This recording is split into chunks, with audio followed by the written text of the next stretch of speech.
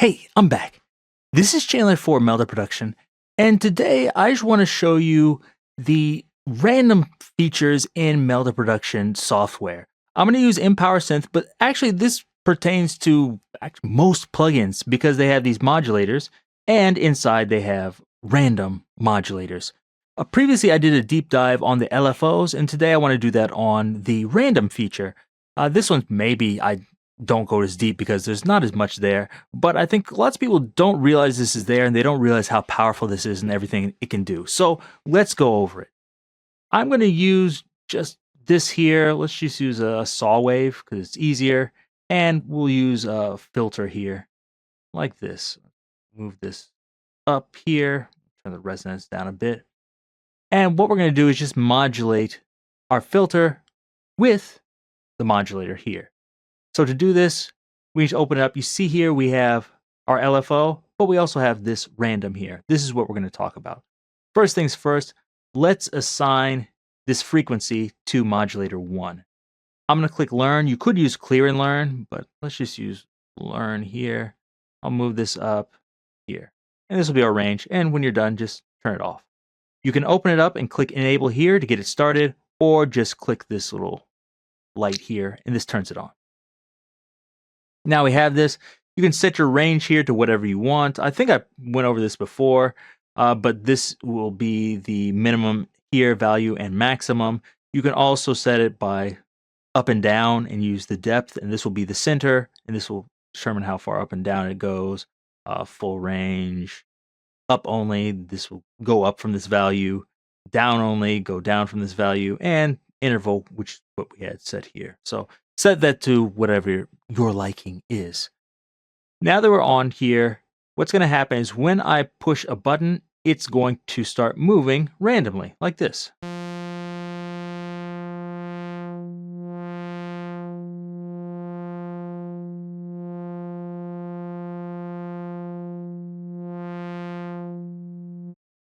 There you go.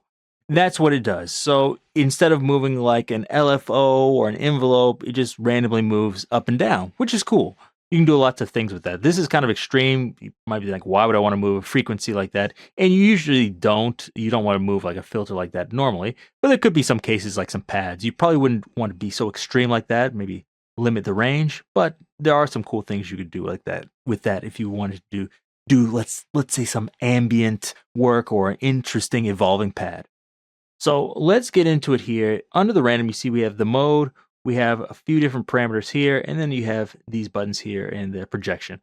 I'll be honest, the projection I don't use that much. I'll show you a bit, but basically what it says is projection panel contains parameters of projection onto the LFO oscillator shape, which takes the value generated by the modulator and puts it into an LFO oscillator shape. This feature is useful for creative effects.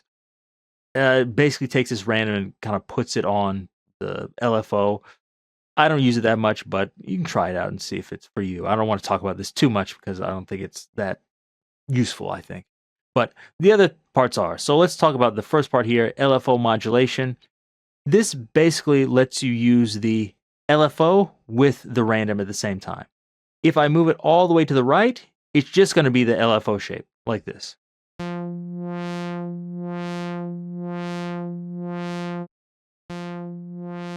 You see, that's the exact same thing. If I move it to the left, it's just going to be randomized.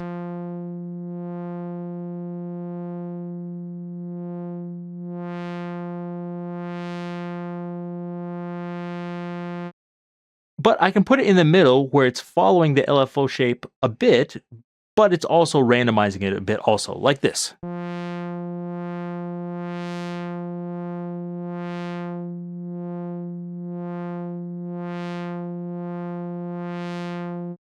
So this is really cool, especially because with this LFO, there's like interesting things you can do besides just using like sine waves. I could do something like this. Or actually, let me try to do something interesting here that's not that.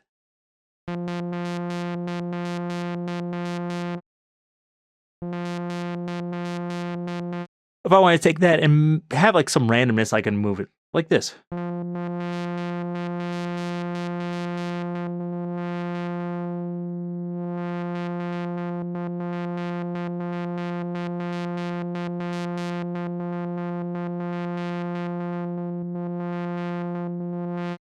So that's a cool thing you can do with that if that's what you want. Next part is the speed. This should be fairly self-explanatory. If I have it at 0,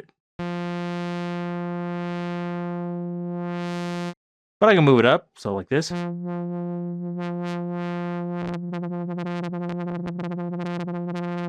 Like that. You can also move it down.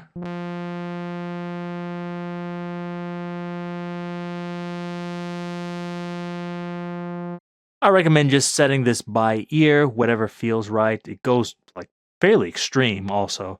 So you can set it to your heart's content. Just try it and see what speed is good for you. The last part is the smoothness. This is maybe easier to understand with the steps, but even in the smooth mode, this does work. At 100%, it's going to find nearby values and move between them.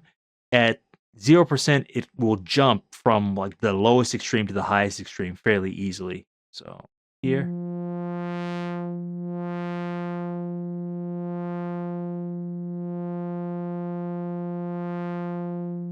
Not doing too many jumps. If I move it to 0.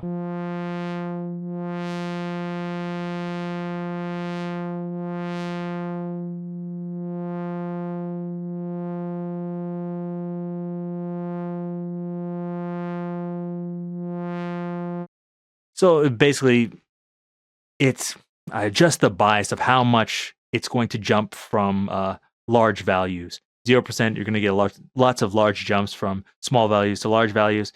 At 100%, you'll get less. In the next mode, it will be more apparent, but let's get to that actually. So we have the modes here. The smooth mode you've seen, it smoothly moves between two values. Steps mode, instead it's going to jump between these values like this.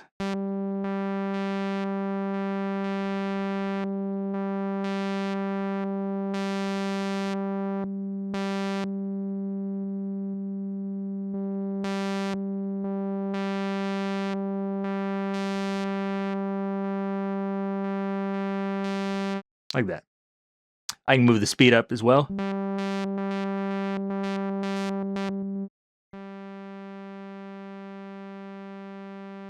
Too slow.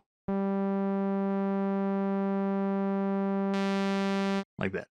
And so the same thing applies. And try to do this. This is at 100% smoothness. You'll see the same thing where it's like, oh, okay, it's jumping small bits. If I turn it all the way down.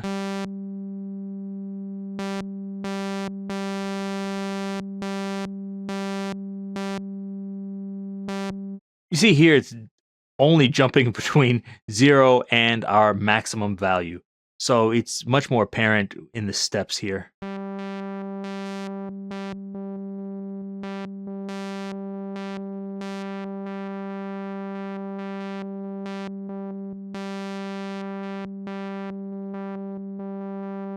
So if you want more extreme movement, move that smoothness down there.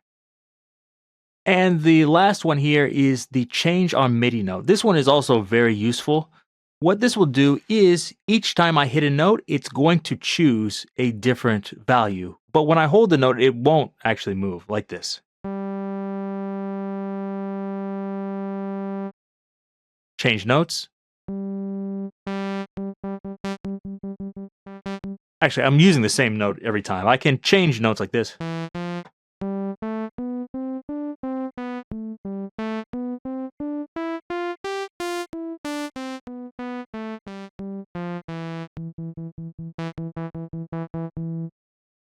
Each time I hit a note, it changes this value randomly, which is cool, I think.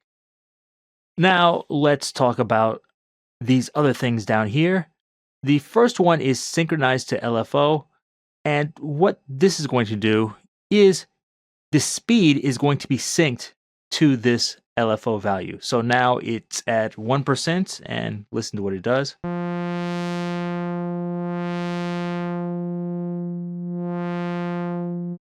Now if I change this, let's move this faster, like this, and go back here. So you see, this frequency is controlling this, and even if you sync this here, so let's say I have, go to random.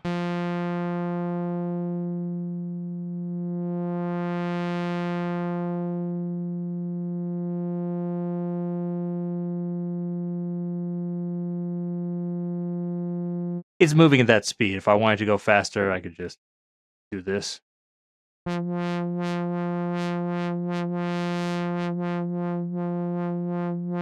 Because this is moving randomly, it may not be exactly, I don't know, in sync or in time, but you're going to get closer to it. And you can use this to get closer to syncing it, and you can get like the same general speed if you have like other LFOs. If you wanted to go faster or slower, you can still use the speed here.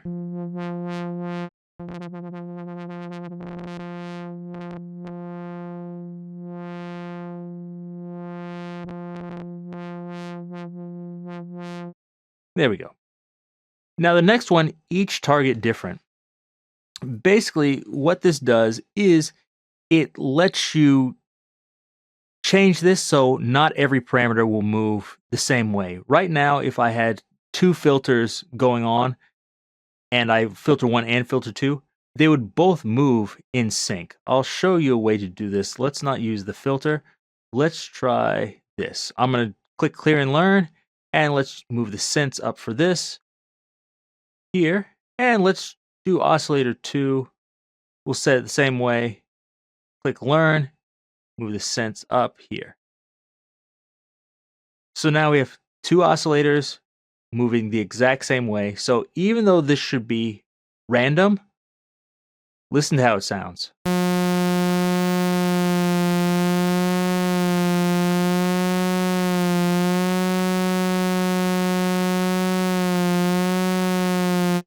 Now you hear it moving, but you're like, it's two oscillators, but it just sounds like one saw wave. And that's because oscillator 1 and oscillator 2 are moving the exact same way, so it's just louder. But what if I want like two different detune amounts? Of course, I could just use like modulator 2 to do that with another random, but nobody wants to do that. That's too much work. So now we use each target different. Now oscillator 1 and oscillator 2, the sense will move in different directions. Not opposite, but just random directions, like this.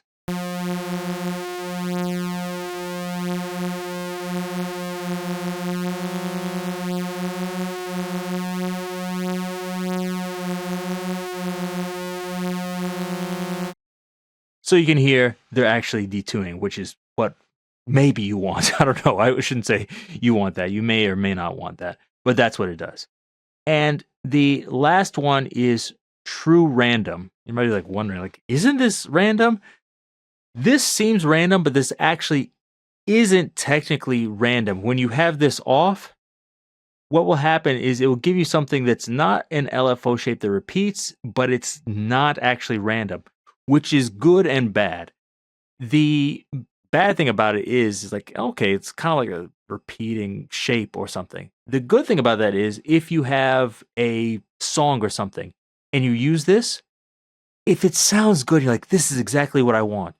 You don't have to worry about when you go back and play it again or when you actually export your song, it sounds different. It's going to sound the same every single time you play it, even though it's not having a repeating LFO shape or something. However, if I hit true random, it won't be the same every time. So if I have this set up and you think like, wow, this sounds so good.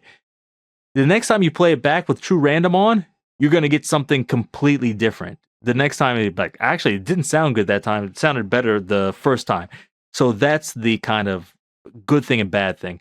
The good thing is you get something kind of unique. So each time you're going to get something a bit different, and it sounds a little bit organic, I think.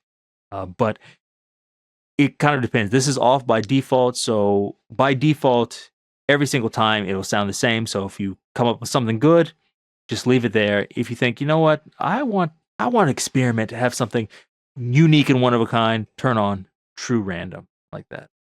So that's pretty much it for the random modulator. Anyway, there's a lots of depth to this, and there's even more in here. I'm not sure if I went over the envelope before, but if you want to know more about that, I can do that. And another thing is, this only has the normal envelope and random features here in Power Synth, but some other plugins actually have other things in here. So let's see. If we look in Guitar Architect, we have the random, we have the normal, but we also have the follower as well as the envelope here, and you have pitch. So if you're interested in those, I might do something there. But just remember this is in here, and there's lots of cool things you can do with it to get like interesting sounds that maybe you haven't thought of. So whenever you see a Melda production plugin, check out the mods and see if there's some interesting stuff you can do. So hopefully that gave you an idea of more of what this random modulator can do. If it did, give me a thumbs up. Leave me any questions or comments down below, and be sure to check out all the other plugins at meldaproduction.com. Till next time, see you.